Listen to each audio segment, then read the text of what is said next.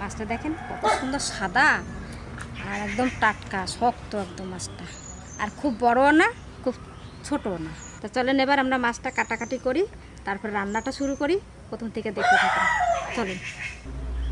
সমুদ্রের মাছ দেখতেও খুব সুন্দর, খেতেও কিন্তু খুব সুন্দর, আর এই মাছটা আঁশ নাই, কাটতেও আমার কাছে খুব ভালো লাগে। তো চলেন কাটাকাটি করি এবার। এরকম প্রকৃতির গুণ, কোনো মাছে আইস হয়, কোনো মাছে আইস নাই। কাটতেও খুব সুবিধা, যেখানে খুশি সেখানে বসা যাবে, কোনো আঁশ ছড়াবেও না, কিছু না, শুধু এই পাখনা কাটতে হবে আর এই মুখের কাছে একটু কাটতে হবে।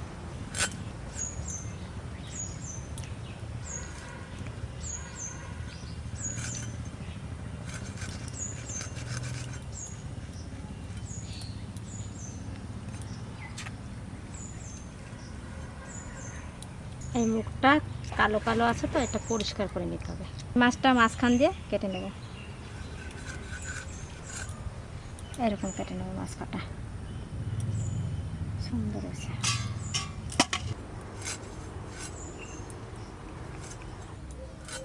আবার ম্যাগ ম্যাগ করতে লাগবে। কাল এক ধাবর খেয়েছি, আজ আবার ধাবর দেয় নাকি জানি না। কাটাকাটি করে তাড়াতাড়ি রান্নাটা চাপাই, মাঠে আছে আবার ধান মেলানো, বৃষ্টি আসলে আবার ধান উঠাতে যেতে হবে। সেদ্ধ করা ধান, আমাদের জমির ধান চলে এসে সেই ধান সেদ্ধ করছে।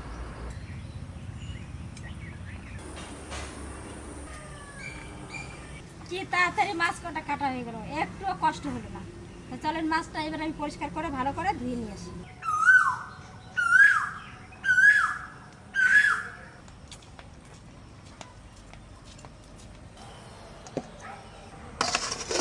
মাছ রান্না করার জন্য একটু জিরে আর লঙ্কা বাটতে, আর দুটো কাঁচা লঙ্কা দিলাম।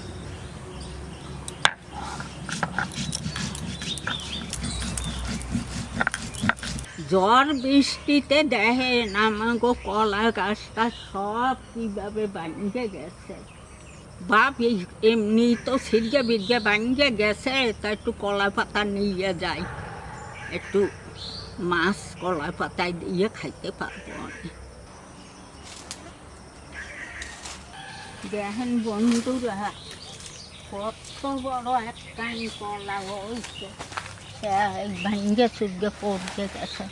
একটা আগার পাতা নেব, তাই ভালো নাই, সব সিরগে থেতা ব্যথা হয়ে গেছে।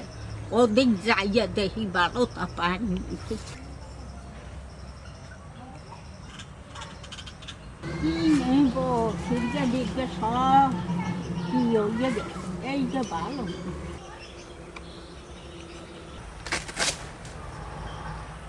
এতে হবে না কি, কি জানি নি, এত যাই। জিরে লঙ্কা বাটা হয়ে গেছে, একবারে মাছের মধ্যে দিয়ে দেবো এবার।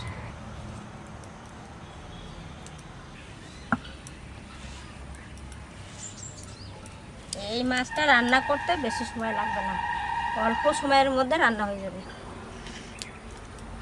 লবণ, হলুদ, সর্ষের তেল,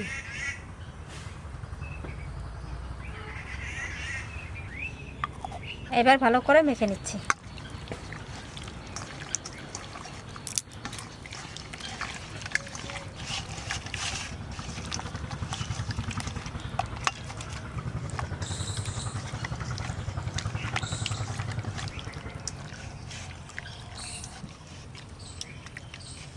কটা কাঁচা লঙ্কা কেটে রাখি,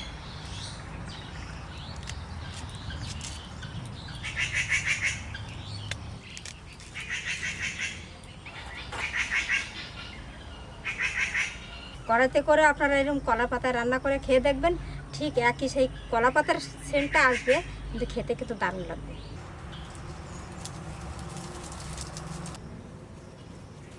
এই পাতাটা একটু আগুনে ছেঁকে নেবো, তাহলে নরম হবে ভালো।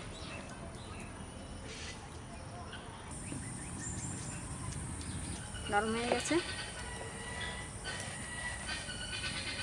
সামান্য একটু তেল মেখে নেব।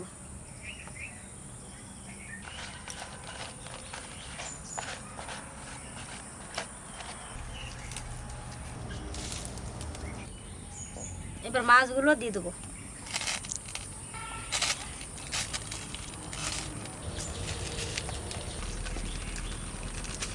এবার এই মশলাটা দিয়ে দেবো।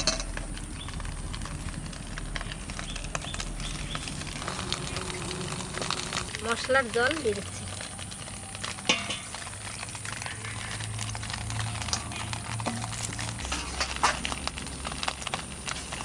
এবার কাঁচা লঙ্কা কটা দিয়ে দেবো। এবার আস্তে আস্তে জাল দিয়ে মাছটা রান্না করবো। ফোটা শুরু হয়ে গেছে, এখনো মাছ হয় নাই। এবার একটু উল্টে পাল্টিয়ে দেবো। পাতার পাল্টাতে হবে না, এক পাতাই রান্না হয়ে যাবে। আপনারাও চাইলে এইভাবে রান্না করে খেয়ে দেখতে পারেন, খুব সুন্দর লাগে।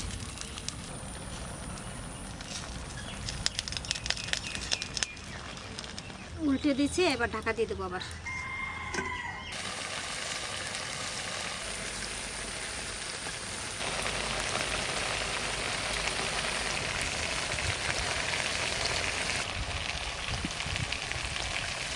মাছটা হয়ে গেছে, এবার নামাই নেব। আর এই যতটুকু ঝোল আছে কড়াই ধরে নামিয়ে রাখবো। আস্তে আস্তে ঝোলটা আর একটু কমে যাবে, গরম কড়াইতে থাকলে শুকিয়ে যাবে একটু। কত সুন্দর দেখেন।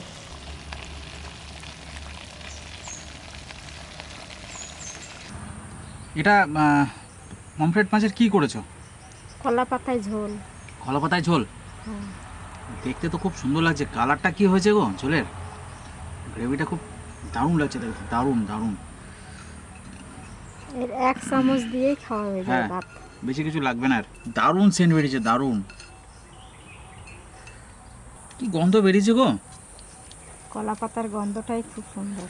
এই ঝোলের সাথে কলা পাতার যে পোড়া গন্ধটা নাকে আসছে। বড় বড় রেস্টুরেন্টে বন্ধুরা পমফ্রেট মাছের যদি এই রেসিপিগুলো করতে পারে, তাহলে যা মানুষ যা পছন্দ করবে, সেন্টেই কিন্তু বলে দেওয়া যাচ্ছে যে কত টেস্টি হবে।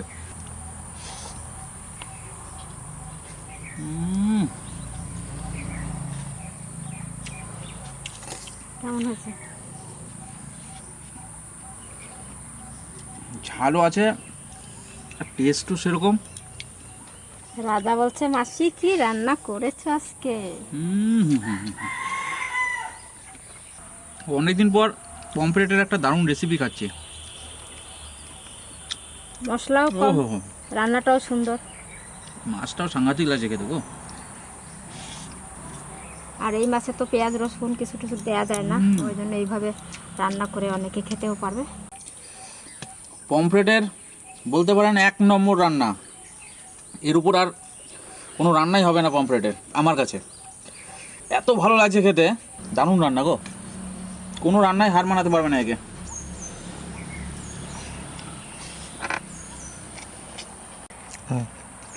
তো ঝোল নাই, অল্প ঝোল, ঝোলের দরকার নেই, 1 চামচ। গন্ধে খাওয়া যাবে। ওহো, আমরা যা যে খেলাম, রাজালো বলছে দারুণ হয়েছে। তোর বাবাও আজকে খেয়ে ভালো বললো, খুব সুন্দর হয়েছে রান্নাটা। সাংঘাতিক সাংঘাতিক বন্ধুরা, সাংঘাতিক। ভাত খাবেন? আর কটা ভাত দেবেন নাকি? গরম ভাত হলে জমে যাবে গো। একটু ভাত আনবেন নাকি? না,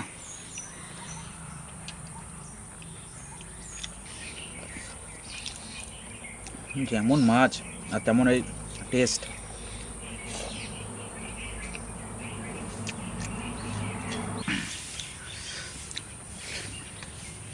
বন্ধুরা আপনারা কিন্তু অবশ্যই কলা পাতা থাকলে একবার ট্রাই করবেন, জীবনে ভুলতে পারবেন না এই রান্নাটা, এত টেস্টি।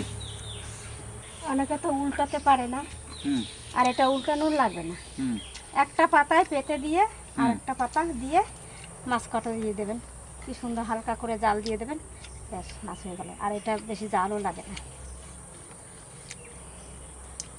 এই ঝোলের মধ্যে কলা পাতার পোড়ার যে ফ্লেভারটা চলে এসছে, অসাধারণ একটা ফ্লেভার তৈরি করছে।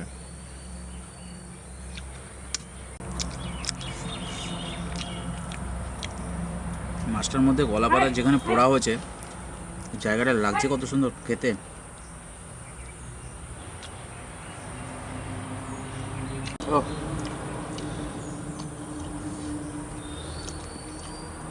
আহা, মায়ের হাতে এই রান্নাগুলো অসাধারণ হয় বন্ধুরা। প্রত্যেকটা জিনিসের মাপ একদম পারফেক্ট, কোনোটা যে কম কোনোটা বেশি সেরকম কিছু নেই। এত ভালো লাগে খেতে কী বলবো। আপনারা কিন্তু একবার ট্রাই করবেন এভাবে, আশা করি এই স্বাদই আপনারা পাবেন। আর আজকে এখানে শেষ করছি, আগামীকাল আবার দেখা হবে। নমস্কার বন্ধুরা সবাইকে।